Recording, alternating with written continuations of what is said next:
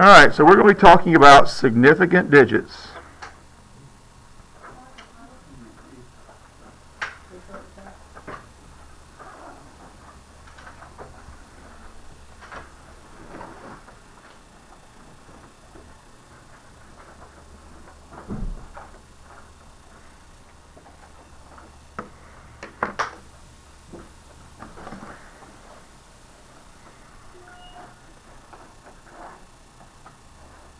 So, why do we need to know about significant digits rules? Okay? In the sciences, it's very important for you to handle measurements in a way that doesn't add to precision or take away from precision. Precision is very important. And so when we use measurements and do math with those measurements, if the precision of the measurements is different, we need to know how to handle the answers. Okay, and that's what significant digits is about. So I want to take this ruler, and I'm going to look at measuring this line here. What line? This line here with this measurement device. And then I'm going to measure this line with a different measure device. We're going to look at how you would handle the significant digits with that. Okay? So these are centimeters here. And I'm going to line it up very carefully. So the center of this line right here is right at the very tip of this line. And I'm going to look over here where the line ends to measure it. Okay? It's between 2 and 3 centimeters. And this would be 2.5, so it's between 2.5 and 3. Okay? So the question is, what do we call that measurement? It's somewhere between 2.5 centimeters and 3 centimeters. Okay? But we want to be as precise as we possibly can with this measurement. So how would we do that? Can you make a reasonable guess as to how far between this and this line is? So 2.5, 3.0, I'm sorry, 2.5, 3.0, 2.5, 1, 2, 3, 4, 5. Could you estimate? So this is 2.5, 2.6, 2.8. Okay, so a good estimate would be, a reasonable estimate would be 2.8 centimeters. Okay, and anytime you are using an analog measuring instrument, you will always estimate one more digit than the markings that exist on the device. Always estimate one more digit than exists on the analog measuring device. And you can only estimate one extra digit, not 2 extra digits, only 1. Okay, does that make sense? All right, so let's take another analog measuring device, another ruler, but you can see the markings on this are more precise. Okay, I have much tinier markings on here. So if and I can actually see through this one, so I'm going to put this one right on top and put the very front of the line right there, and I need to estimate where the marking ends down here on the very end of this, and it moved on me when I let up on it. Let's see here.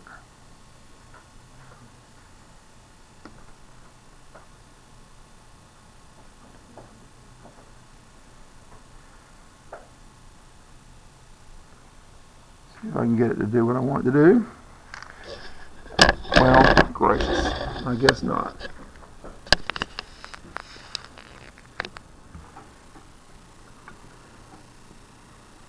All right, what would be a good measurement for this line? 4 point what? 9. But look, we're going to estimate one more digit than exists on the device. Okay, 4.9 is right there, that marking. And this is 5.0. The line doesn't end at 4.9, does it? 4.91. Think it's 4.91? 5. 4.95? Anybody have anything different? I think 4.91 is a little too small, Because it does look like it comes pretty close to the middle, doesn't it?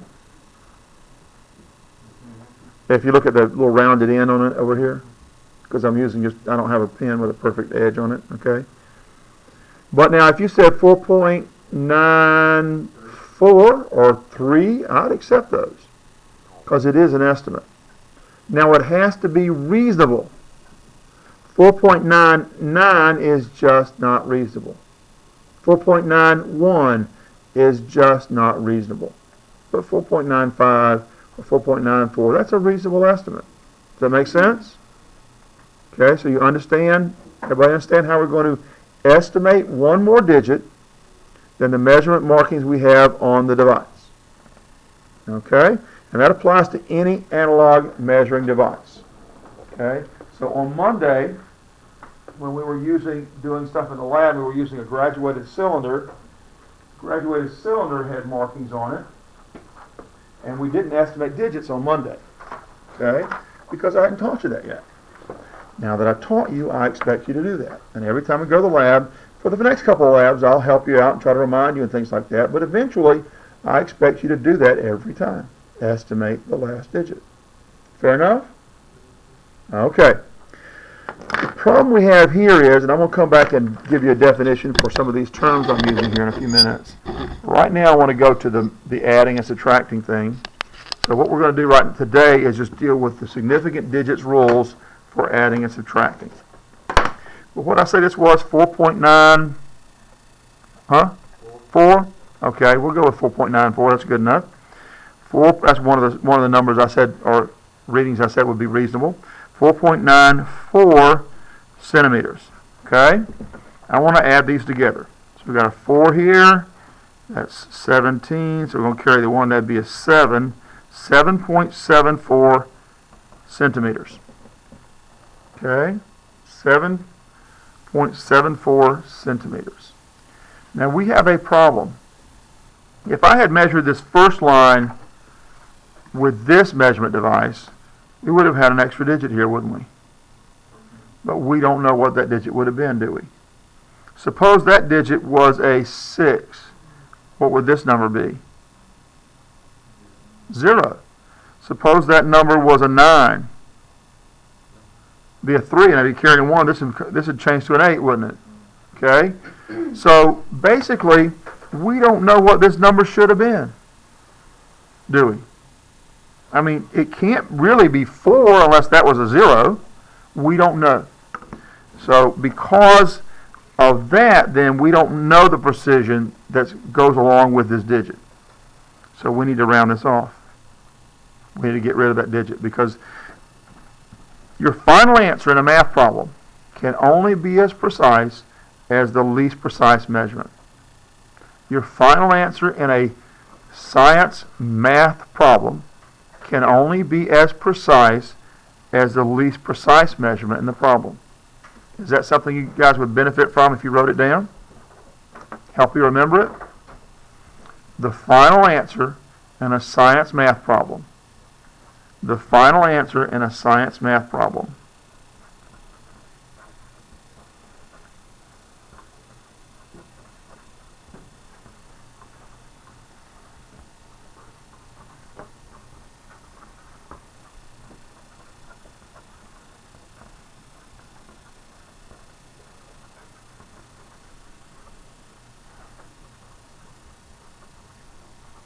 Can only be as precise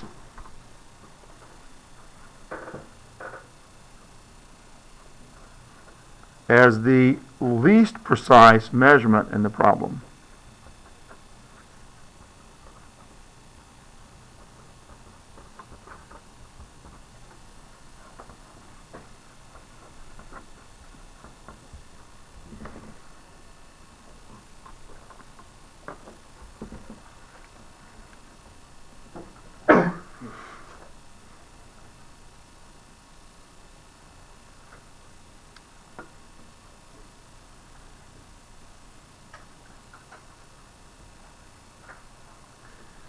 Alright, so I've got a 4 here I need to round off.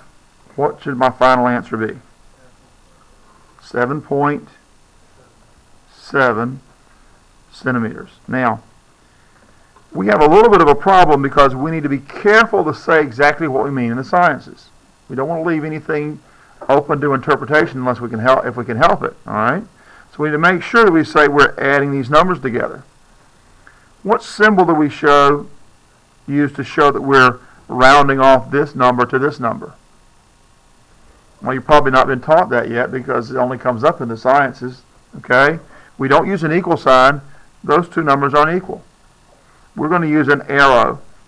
An arrow in this context, in this manner, shows that we're rounding off our answer. We started with this number, we rounded off to this. You are required to show an arrow. You're required to show the unrounded answer. You're required to underline the digits that are not significant or insignificant.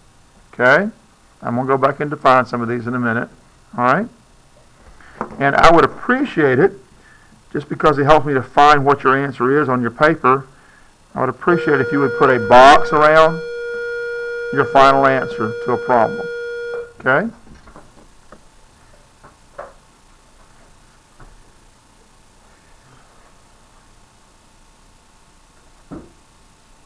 All right. Would you rather have the definitions and then do the practice work, or do the practice work and come back and do definitions? Definitions first. Okay? Since the only person that answered is the young man in the front here, that's what we'll do. I don't see anybody arguing about that. All right? So let's talk about significant. Then let's give a definition for a significant digit. Okay?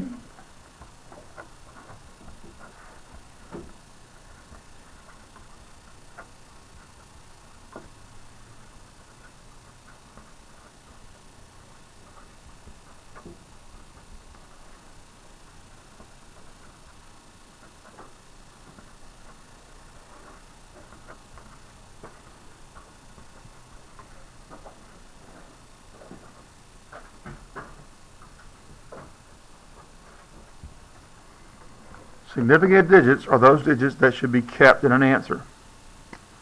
So in this number right here, those two digits are significant.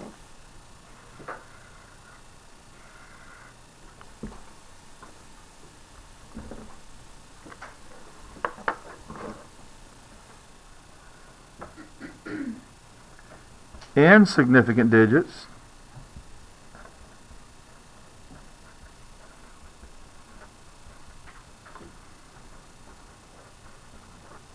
are those digits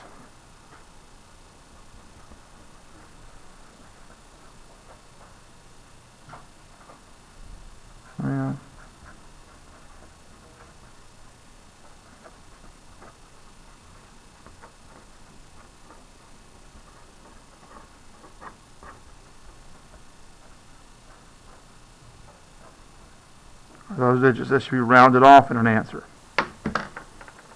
So this 4 here is an insignificant digit.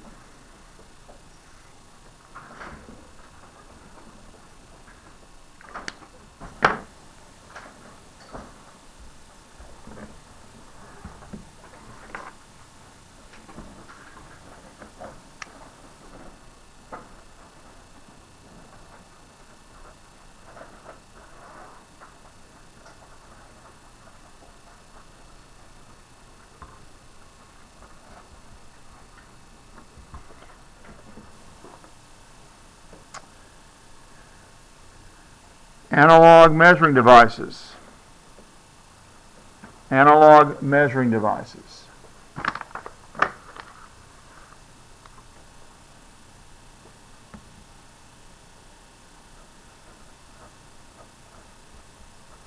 Those in which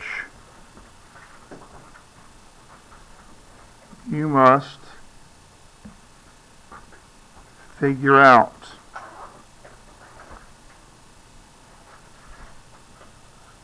the measurements.